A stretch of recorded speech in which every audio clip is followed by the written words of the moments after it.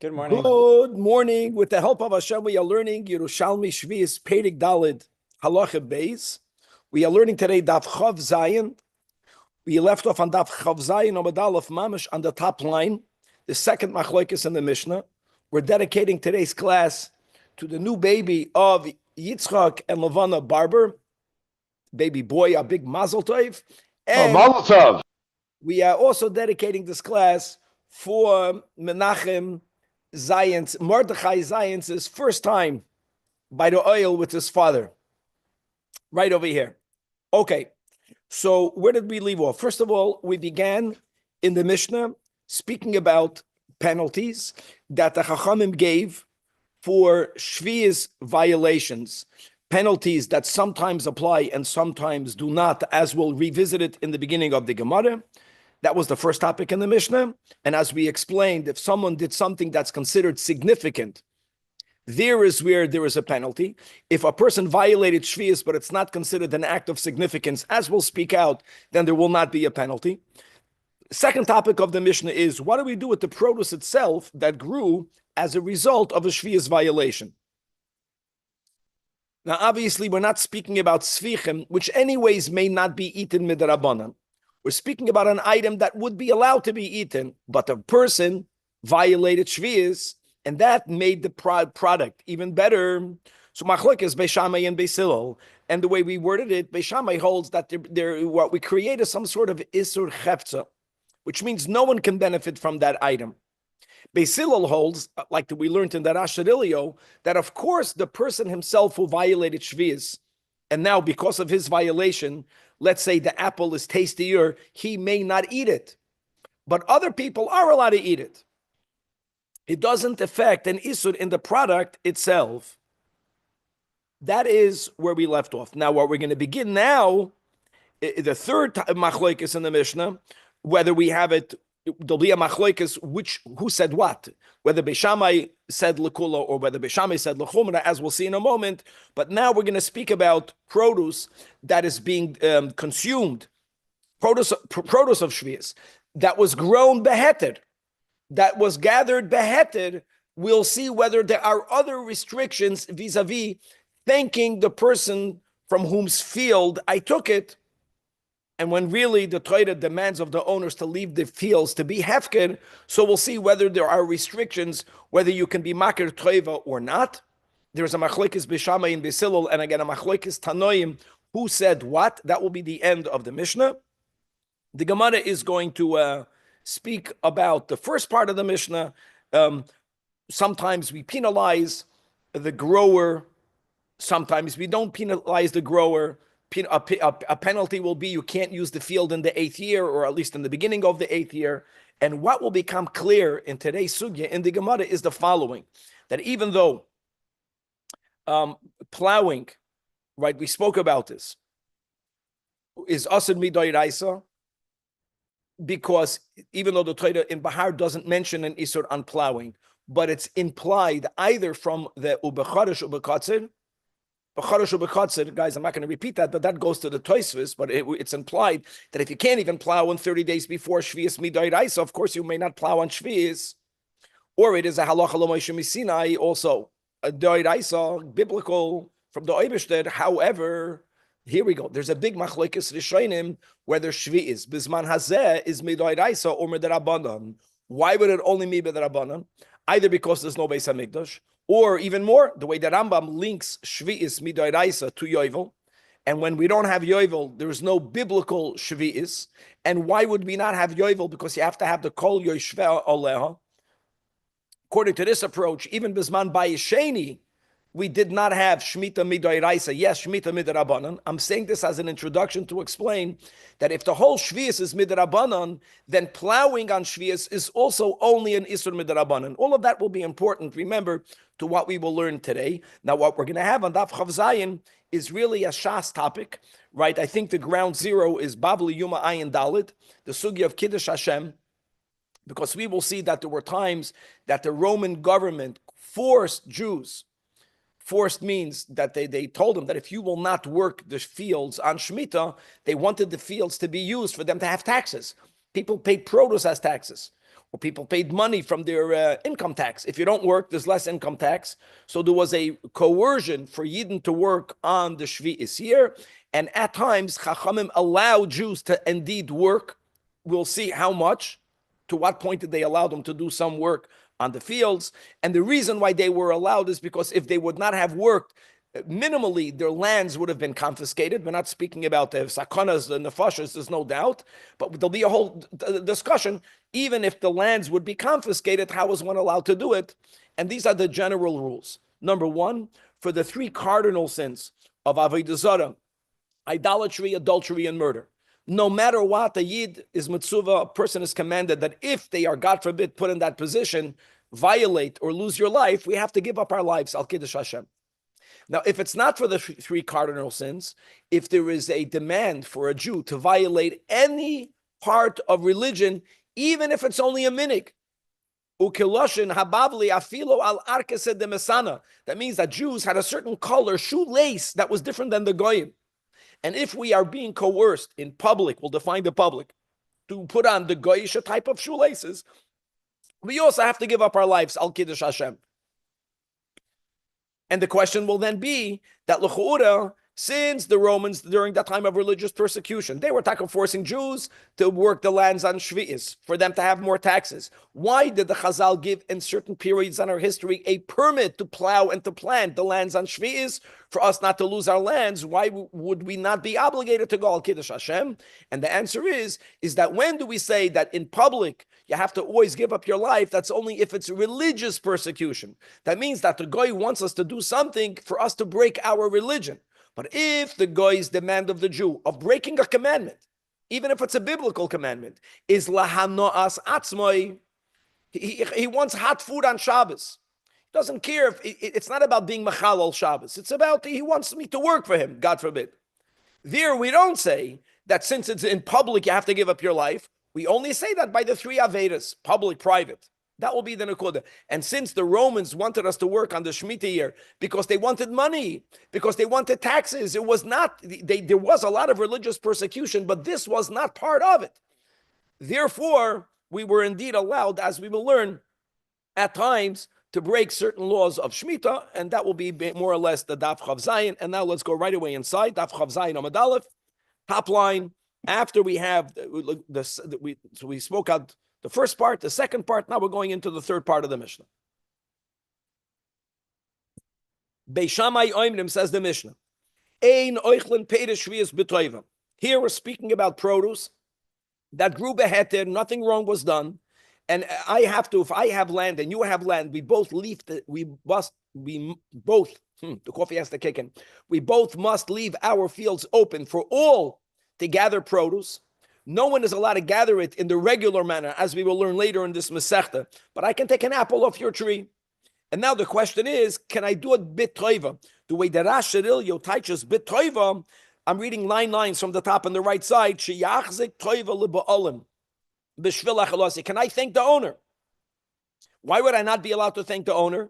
Because why would I have to thank you if you didn't give it to me? The Eibishter gave it to me. The Rachmana afkirinu. Hashem was mafkir the fields. Right? In other words, I am taking it from God's table. Me thanking you might be a denial of Shvi'is. And therefore, Beis Shammai holds, that's the way he tied. I cannot thank you. However, Beis Hillel Oimrim, it's not correct. I don't have to thank you. If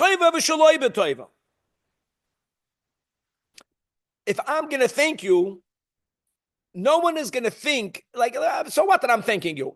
Because it looks like it's yours or you gave it to me. No one will think that way. You are allowed to give you a thank you. Now, that's the version that we have in the Machlokes Beis Shammai and Beis Hillel, and Beis Hillel follows the general rule that he's Lekula. Rabbi Yehuda, the Tana Rabbi Yehuda, says, Chiluf Hadvarim. Chiluf Hadvarim says it was the opposite. It was Beis Shammai are the ones that say betoiva v'shaloi betoiva. Beis Hillel holds that ein oichlin peiris shvius betoiva. And according to Rabbi Yehuda, zemikule Beis Shammai umechumre Beis Hillel.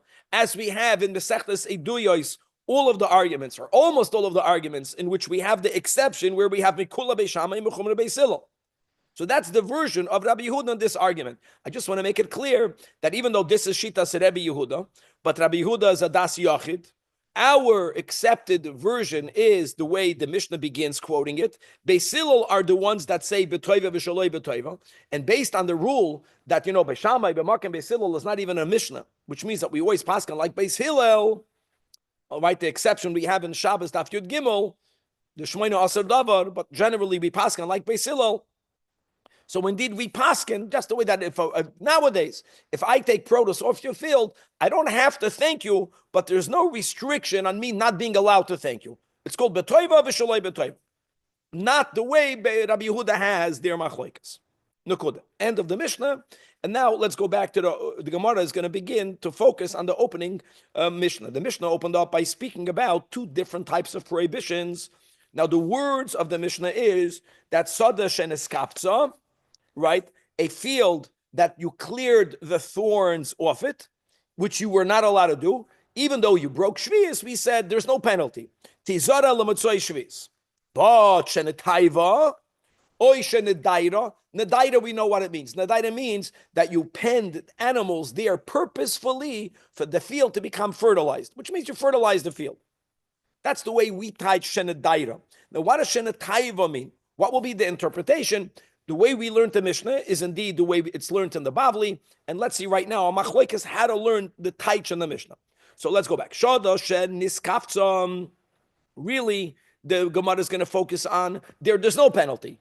Matzei Shabbos you can plant. Matzei Shvi'is you can plant. But the verses, Sada shen nitaiva, the word taiva is from toiv. You bettered it. Now, how did you better it? Nidaira is by making a pen, by fertilizing. That we know. The word shenataiva is very vague. You made it better. Okay, so it says the Gemara like this. Tam anamrin, over there in Babel, they interpreted the words shen niskafza. It means bishenitlu koitseha, that you remove the thorns. And as we explained when we learned the Mishnah last year, that since removing of the thorns is not called a significant act, why not? Because just because you remove the thorns, the field is not yet ready for planting. You removed obstacles, but you know what you still need to do? You have to put seeds in the ground. Oh, however, the Chachamim here in Eretz Yisrael, they interpreted the word shenes kafza mishech chorash, that you plowed it after the thorns were removed. Now that's a big chiddush. In other words, if the word shenes kafza means that a field that was plowed may be right away worked matzei shvius, now we have to interpret the word shenetaiva, because we tied shenetaiva plowed. Oh, so now frek Gemara al datayu the Rabbanan dahacha, according to the way the Chachamim say here in Eretz Yisrael, or here in the Yerushalmis, in Yerushalayim, that the word sheneskaftza, I know the word sheneskaftza means a koitzim, but it means not only did you remove the thorns, but you already plowed it. You plowed it the first time. So what's the hatiyuv that is such an improvement that by the hatiyuv you made the penalty? What is that? So the Gemara explains that kol ha'am choshim pamachas. The sheneskaftza means you remove the thorns and you plowed it number one. Plowing number one is not called a significant act because people did not plant after the first plow. You have to plow it a second time, which is why there wasn't a penalty.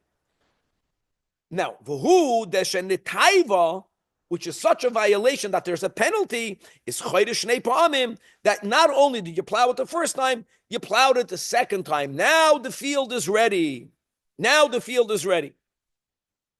Okay, now the problem is, mashma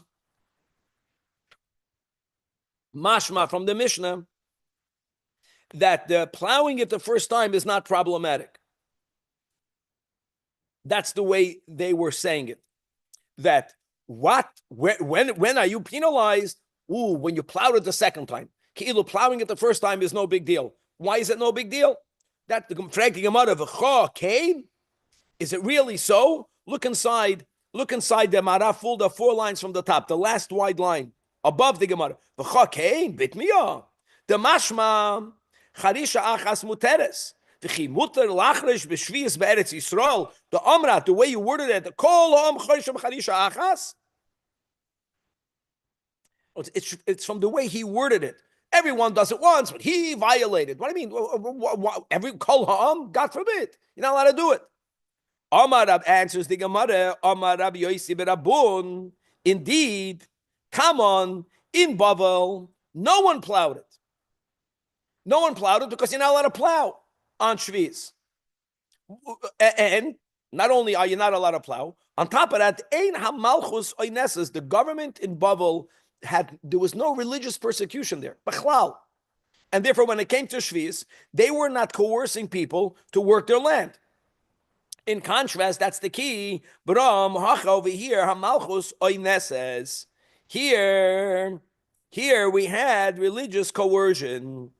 Now, the Tosfos in Sanhedrin and Bavli, Daf Chavav points out that when we speak about the religious coercion, not the religious, the governmental coercion, first of all, they wanted us to plow the fields. And I want you to know, it's not just plowing, just for the good. It was plowing and planting, because they said if the whole Jewish community is not going to plow and plant on Shviz, there's going to be a huge decrease of the tax collection. There's got to be taxes. And another thing that's important to note, so Tosfos says 2 points. Number one, that all the malchus oineses, according to Tosfos, it's a money loss. We're not talking about a life loss. We're speaking about a money loss. A money loss? You're violating an Isur Dairaisa? Says Tosfos 2 things. That Bisman Hazeh, Shvi'is is midrabanan. That's why I gave my words of introduction. Whether it's because it's connected to Yovel, whether it's connected to the temple standing, either or, it's important. And number two, Tosfos adds that if a person would not plow and plant their fields during that time in Eretz Yisrael where the Malchus was oineses, where there was a threat, they would confiscate the land. That's called the Hefsid Meruba. In other words, it's not that you would get a penalty. They would take away your land. And because of that, during the time that HaMalchus oineses, the Chachamim allowed Jews to plow one time their field. They didn't plow it a second time because they didn't which also limited whatever grew, but it was enough for the government to get it far back. It was enough to resolve the fact that we're not going to have the Hefsid Meruba of losing our land. And now you understand Lishitasai. So according to the Mishnah, guys, I want to make something. The Mishnah was written after the Churban Abayis, 100 years, or maybe a bit more than 100 years. So that's the whole word, that since people were beheaded, they were plowing, so they couldn't learn pshat that sada shenataiva, you're being penalized. Can't be. Fakir, that was the word. That if you only did the minimum, okay, there was a heter. But if you made it better, you plowed it twice, now you're being penalized. That's the pshat. In Bavel, there was never such a coercion. In Bavel, they were never allowed to plow it. So they left a simple pshat. Sheneskafza means koitzim, that removing the thorns, since it doesn't plow the field, it's not the end of the work. It's not the makaba patash that prepares the land for plowing. You're not allowed to do it, but you didn't get penalized. If you plowed it even only once, even though it grows better when you plow it twice, so what? But once you plow it once, you can plant. Now you got penalized. It's gewaldig. Okay. Says the Gemara. Let's go back. We're going to... Rabbi, have we defined what it means after Shvius? Did we clarify? Is that the entire 8th year? We just said it's a machlokes rishonim, whether it's the whole 8th year, or whether it's only in the beginning. Like we gave a mashal, like b'chdei sheyeh also. And in other words, we're not giving a date for that because it's a case by case. But whatever benefit of Zman you gained by doing the preparatory work on the 7th year, you can benefit from that time. You have to wait until everyone catches up to where you're at, which fits more the penalties we were just learning a Hashgacha Pratis. We learned yesterday, I didn't learn yesterday, the Rambam, by Bishul, which were so, Bishul is the big exception, where normally, that was the 3rd chapter of the Rambam. Now, normally, you can begin a malacha before Shabbos, candle lighting, and you can benefit from the light on Shabbos. The big exception is Bishul. And by Bishul is where we have the whole sugya, B'chtei Sheyeh also. three machlokes rishonim. It's not always, but many times, if something was cooked on Shabbos, even ba'ofen that the food itself does not become asur forever, but you can't benefit from it right away once it's Shabbos. You have to wait the amount of time that it would take for you to cook it, beginning after Shabbos. It is fascinating, I think, to just think about that the rules are more strict outside of Eretz Yisrael than in Eretz Yisrael. Meaning, you think of a shvius as being really an Eretz Yisrael halacha, and now we're saying that. No. Okay, I'm happy you're saying that. There was no shvius in Bavel. I'm happy you're saying it. The Jews in Bavel, they never had religious coercion. So they didn't understand this. What they understood was, Rabbi, okay, the rule is the same. The rule is like this. If someone violated shvius, are they penalized? If their violation brought the owner to the planting, then they're going to get penalized. If their violation was, let's say you have to do two things before planting. If they only did step number one, they won't be penalized. So therefore, when they learned the Mishnah, they didn't know religious coercion. So they tied shanash and eskapta means, you remove the thorns, you're not going to get penalized, because if you plowed it, when the people during the religious coercion, when they learned the same words of the Mishnah, they didn't translate the word shenaskapta. They were living at a certain period where the Chachamim said you're allowed to plow. So when they learned the Mishnah, then they learned it different. They learned the same Mishnah. They said that if you remove the thorns and you can plow it once, you're not going to get penalized. You plowed a second time, you're going to get penalized. It's beautiful. What did Rabbeinu HaKadosh have in mind? Baruch HaKadosh. It was written Baruch HaKadosh. How do you translate it? It depends where you're at. I'm happy you brought that up. When we all the Mefarshei Harashi, the Rebbe said it. Before the Rebbe's Chidushim and Rashi did not need to have in mind every single nuance of diuk that everyone said in his Perush. Rashi wrote Baruch HaKadosh. And everyone reads into it whatever they have to read into it. Okay, right. Now let's go into this time that I want you to know. Barishaina, guys, Barishaina, the way we're going to define the Barishaina, as we'll see, is in the days of the Amoira Rabbi Yanai. There was a decree. You have to know now the history. That decree of the Romans was abolished in the days of Rabbi Yirmiyah and Rabbi Yosa. I wish I would know. Maybe you could look today in the Wikipedia to know the years. But that was the period. It was Bisman Rabbi Yanai. There was this Malchus in Eretz Yisrael. They had this decree, and then by Rabbi Yirmiyah and Rabbi Yosa, they abolished it. And what happened, we'll see in the Gemara right now, is that once people become habituated to doing something, it's you have to remind them you're not allowed to do it, which is what happened. People thought you can do it. Okay, Barishaina, Kishahoya Malchus Neses, Hoyre Rabbi Yanai, Shiyu Chorshet, Charisha Rishaina. That they could go and do the first Charisha. And he felt, in other words, since you're not allowed to do it, again, a few steps. The Isser is only Midrabanan. The whole Shvius was Midrabanan in Eretz Yisrael. And that's why, for a lot of monetary laws, there's a makim to be matir. Got it. But first of all, remember that it's asur, and only do the minimum needed. He felt that doing the first Charisha, which doesn't allow you to have a good harvest, would be enough to satisfy the Romans. They saw the Jews working, they were happy. That's it. Daf Chav Zayin Amud Beis. Many different girsois over here. And we're going to read the following. That Kad Mashmad Hava Mi'avar. This is the girsa. You look inside the top Maraf Fulda. But afterwards, in this man of Rabbi Yirmiyah, when they undid, when the Romans took away, they forgot about this decree. They let it be. So what happened? Now, this is still in the life of Rabbi Yanai. It was an overlap. Is Chamisoin Chama Gezen Chamisoin Damyon Koivata. He observed that people had a dimyon, they had a fantasy that his permit was a kavua. He saw that people felt that once he gave the heter, is alles gut and fine. And he needed to correct it. Amaloin, so he told the community that ha'isur should alachain. Well, you think I have the power to permit that which is prohibited? Of course not. Only mirdei shiralachain. I prevented persecution.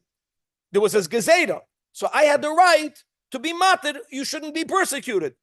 But damyoin kaivato, ayu medama, it's a dimyoin. Do you think that I was koiveya, that I made a permanent dispensation? Of course I did not. Pointing out that this is what happens when you're matir something, going back is very difficult. And he needed to make an extra effort to remind people that here's a chai. Now there's no more need of plowing. Says the Gemara, here we go. Here comes the kasha, like we spoke out. It's a very easy question. The question is that during Roman persecution, which generally was religious persecution, what are you talking about? Because of a financial loss? Even if we would have lost our lives, we should still have to keep the mitzvahs of the Torah, and even to keep rabbinic law, and even to keep Jewish minhag. That's the kasha. Amar Rabbi Yaakov bar Zavdei, he asked this question in front of Rabbi Abahu, that lo yikein Amar Rabbi Zeira. Did we not hear both from Rabbi Zeira and from Rabbi Yechanan in the name of this very Rabbi Yanai that was matir? See, that's the bomb question. And similarly, Rabbi Yirmiyah and Rabbi Yechanan b'shem Rabbi Shimon ben Yoitzadak. That what? It's amazing for people that remember Yuma. You're going to see how brief the Gemara is in Yerushalmi vis-a-vis the Bavli. That Nimnu ba'aliyas based Nitzah beloit. So Nitzah is the name of a person. And it was common for people to learn in attics that you'll see throughout Shas. And the people that merited to have their attic used for the gathering of the Chachamim, their names are mentioned. So this base Nitzah, this Aliyah's base Nitzah and Lud, was where the Chachamim got together, and they made a vote, and this is what they came to. That I'll call a Torah, Minayin im yomer goy li Yisrael, not oivet kechavim, which is written in for the censor. A nanju. La'avod alachas mikol mitzvahs so amuras batoira. Chutz ma'avoid zara v'gilu arois and shvichas domim. How do you know the rule of ya'avod v'lo yehareg? Look inside the Marafulda, 12 lines from the top. Ya'avod v'al yehareg v'hashas mekatzer b'dover. He points out to see, because if you open up a Bavli, Sanhedrin and Ayin Dalid, the Gemara answers. How do you know? The Gemara in Yerushalmi never gives you the answer. It opens up a discussion, and everyone knew everything by heart. And the answer is because it says v'chai b'hem, v'chai b'hem v'lo shiyamus b'hem. The Gemara here doesn't even write those words. Okay, the problem is, well, hold on. So even though they said that other than the three cardinal sins of and that is another. How do you know that there's an exception? The Gemara says over there in the Bavli, each one, how do you know the exception? Either from Sukkah or from Svara. But other than then, that a person, Ya'avoid v'lo yehareg, and just to remind ourselves, Shita Sarambam, that wherever you say Ya'avoid v'lo yehareg, you're not allowed to give your life. You don't even have that option. Don't lo yisirtzach. Not killing is not killing myself. So you're not allowed to. However, on that, hadad the temam, all of the above is only bein lebein atzmai. However, aval barabim, as we'll define in a moment, the rule is afilu mitzvah kala. A mitzvah kala, by the way, doesn't mean a mitzvah kala. It means a davar kal. B'loshen hababli al arkasa de misana, on a minig, on anything. Lo yishmaloi means you have to give up your life. And what will be the example where we found in history? Kegoin Lulyanus, Upapus, Achiv. So these two brothers, Shenosnu lehem, according to the Yerushalmi, what happened over there was, Shenosnu lehem mayim b'chlei zechuchis tzevua, v'lo kiblu mehem. They wanted, these two brothers, to drink water out of a colored cup. And Jews had a minhag, not to drink any liquid out of a colored cup. Why not? Because just in case the observer will think that it's wine, and we understand how the Chachamim, Yayin Nesach has asan midoraisa. Chazal went ahead and they said, even Yayin Stam is asan midrabanan. So if Jews said, you know what? For no one to think that we're drinking wine, we're not going to use a non-see-through cup. So everyone should see what we're drinking. So if a guy pours liquid for me, I want everyone to see that it's water. That's not that's a Marasayan issue. And it became a Yiddish minig. And the goyim, there were goyim that poured water, not wine, not yayin nesach, mayim, to Alionus Upapus, and they gave up their lives for it. Wow. Now, we just mentioned the Rambam. If the rule is that ya'avod v'lo yehareg, and not only you're not chayiv to give up your life, you're not allowed to give up your life. So why was Lulionos and Papus, why were they allowed to go al Kiddush Hashem? And they went al Kiddush Hashem and Zachor Latoiv, and no one can stand in their mechitza. And the answer is, you know why? Because, see, again, the Gemara is being so mekatzer, because whenever something is being done bifaresia, done in public, done berabim, then you have to give up your life. You get the kasha. So all of this is leading us to the kasha that the Gemara is not speaking out, and that is, how can Rabbi Yanai be mated during that time? And he was talking very careful, b'soif yamav, even though that to go ahead and to reverse it. But how was he allowed to tell Jews in Eretz Yisrael that they can do the first plow? Why is that?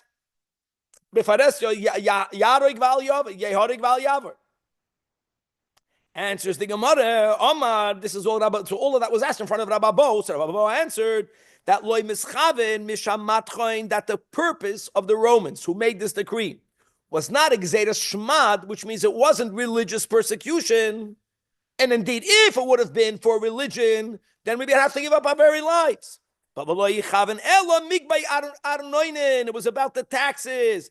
For taxes, only for the three cardinal sins, no matter what. But if it's not from the three, then yavar val yaroik. Givaldik. I want to make it clear, just to make it clear, that if the Romans would have threatened us with our lives, I wouldn't need to give the whole Tosafos in Sanhedrin, would not be necessary. It happens to be that the Romans did not threaten us with our lives for this. They only told us, you're not going to pay taxes, we're taking away your land. That's why, and the question is, and to be oiven on Isur Doiraisa, you would not be allowed to do it. How much money do you have to spend? Remember that rule to keep a mitzvah say at shlish. But for a mitzvah loisa say, I'm not allowed to violate a negative commandment to save money loss. No such a thing. That's why you have to add in over here that it was, first of all, it was a big money loss, and this is all predicated on a given. However you want to approach it, that charisha is midrabanan. If the Gezerah was only on charisha, we understand the Gezerah was, they told us to plow and to plant, even though the Gemara doesn't say it. We didn't even want to mention it. But and since shvi is bisman azes midrabanan, it has to be that. That's what Torah says. Isu derabanan, hefsid meruba. It was not religious persecution. You needed to be materit, and they were keeping their eyes on it. And whenever they felt that they're not going to confiscate land, they went ahead and then publicly they made sure that it goes back to the dinim of the rabbanan, and no one is allowed to plow anymore. Okay, now one final step. So we mentioned that if it is for shmad, gezeres hashmad, then even not for the three cardinal sins, but that's only if it's bifaresia. Only bifaresia. If it's gezeres hashmad and a person is not barabim, then they're not allowed to give up their lives. So what's the definition of bifaresia? In front of 10 Jews or more. That's the halachic definition of arabim. Says the Gemara, Kama heim rabim, rabbanan de kisaron amrin, asaram. How? Again, the Yerushalmi is mekatzed. It just opens up that and everyone is expected to know the hemshech hadvarim. And if you forgot it, so the Rashi Ilio on the left column, 8 lines from the bottom, he reminds us this chazal, the nigdashu b'toich b'nei Yisrael. Okay, so that's the pasuk we have over here in the parsha of Kiddush Hashem. Now, what do you see from nigdashu b'toich toich, right? So ksiv hasam. It says over there by Koirach, he bodlu mitoy cha'ed azois. So we know that nigdashli betoich, toich is connected to Eda, toich. Now, how do you know what is Eda? Eda. So there's two gezeidah shavas, and ein Eda b'chusam asara, because we go from these sinners to those sinners, from Koirach to the Meraglim, and this we have in the Bavli, both in brachas. And then Pedig Ben cited over there in Sanhedrin. In other words, again, everything is bekitzer over here. So that is the source that Rabbi means 10 male Jews, 13 or 10 male free Jews, 13 or over. Okay. And now the Gemara again. So you could have 100,000 non-Jews. A billion non-Jews. It's not called Rabbim. Thank you. Amazing. Yeah. Okay. Says the Gemara, Rabavuna Ze'era. Obviously, there were two Rabavunas. Ze'era means the younger one. Chamoine was seen again from Chama. He was seeing running behind his donkey on Shabbos. So, guys, again, we're learning Rambam right now. We're learning in Chodesh Nisan Tavshin Pei. Hey, and then in the beginning, today is the 10th day of Nisan, and one of them Isurei Da'oiraisa is called Shvisas Behemtoi. Right, Machamer. The way people would lead a donkey would be by walking behind it. Where did we have this? We just had this in the last Masech, I think. Leading in front, leading in back. I'm trying to remember. Maybe we had this in this Masech. I forgot where it was. Anyways, just to know the technical thing that when you have a donkey that's laden or ladened with stuff, you want to... Laden. Okay, I said both like this. So you're shaking your head. I don't know what you're laden with laden. So people would guide it by walking behind it. Walking behind B'Reshus Harabim, obviously. So walking behind an animal that is carrying B'Reshus Harabim is an Isur D'Oraisa, and Rabavuna was seen doing just that. And B'Reshus Harabim means he was doing it b'faresya. Now, look inside the Marafulda. Obviously, there was a coercion over there. Chamamoine means ro oisai. Machamer achara chamoir b'Shabbos. Achara chamoir is just a technical thing. Certain animals you lead from the front. This you were leading from the back, but he was leading his animal. Mikoyach oines. In other words, there was some sort of coercion. A non-Jew was forcing him to do it. And as the same sugya, obviously whoever was forcing him was doing it out of self-interest. Not doing it to make him be Mechalel Shabbos. If the goal would be to make him be Mechalel Shabbos, to what happened to our grandparents in Russia, people gave up their lives. If there was a rabbin, I know some of us gave up their lives even though there wasn't a rabbin. That's a fact. That's a fact. Many Yidden went on Mesiras Nefesh and not exactly following what the Rambam said, but over there, bottom line is that he did it by rabbin. So again, Rabbi Yoina and Rabbi Yosef, Hoyroin Moipe La Ariskas Bishupsa. Another heter that Rabbi Yoina and Rabbi Yosef paskin that Ariskas was a name of a general, and when he would go through Jewish towns, the soldiers would stay by Yidden. Everyone would have to give a certain amount of food for their soldiers. Yidden did it, but they gave them not fresh bread, Shabbos.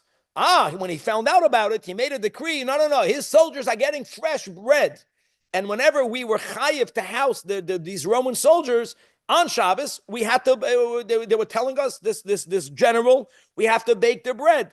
So people wanted to know what to do. So both Rabbi Yoina and Rabbi Yosef paskind that we are allowed to break bread on Shabbos. Look inside the Marafuldo, 2 lines from the bottom. La'aris koinois. That's just the name of it. The Sar Sholahem b'Shabbos. And itiru Rabbi Yoina and Rabbi Yosef lasois came. And here again, the same kasha. So Amar Rav Manam, that kashiate, I asked in front of Rabbi Yoina, who was my father. That means Rabbi Yoina was the son. How can there be such what are you giving a heter?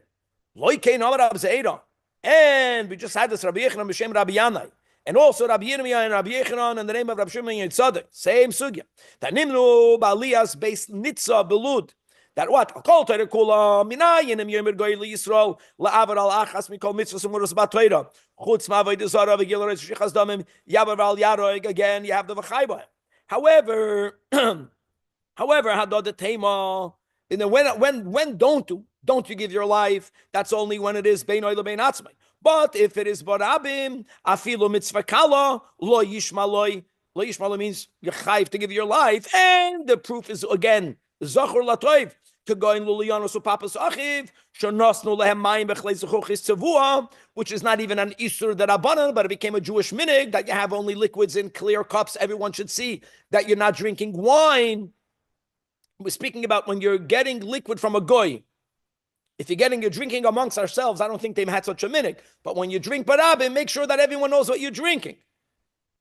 And there was once that they were offered in public drinking water from a see-through cup for like kiblu mehem, to the point that they were moise nefesh al kiddush Hashem.